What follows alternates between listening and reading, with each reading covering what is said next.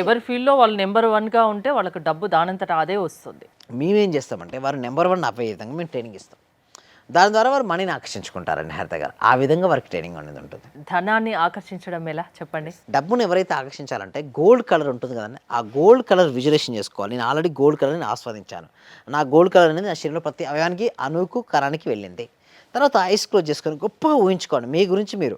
అంటే మీరు డ్రీమ్ ఏదైతే ఉందో అది ఫుల్ఫిల్ అయినట్టుగా, మీరు ఏదైతే సాధిద్దాం అనుకున్నారో అది ఆల్రెడీ ఇప్పటికే సాధించినట్టుగా గొప్ప కళలు కానండి. ఆ కళలు ఎప్పుడైతే మీరు కళ్ళు కంటారో డెఫినెట్గా వస్తుంది. సింపుల్ చెప్పాలంటే అప్పులు ఇందాక ఉన్నాయని చెప్పారు, అప్పులపై ఫోకస్ చేయకుండా డబ్బుపై ఫోకస్ పెట్టండి. ఇంకోటి కన్సిస్టెన్సీగా ప్రాక్టీస్ చేయండి. కొంతమంది చూస్తే 1 వీక్ ఒకసారి, 11 రోజులకు ఒకసారి, 21 రోజులు అయిపోయి ఆపేస్తుంటారు. అలా ఆపొద్దు.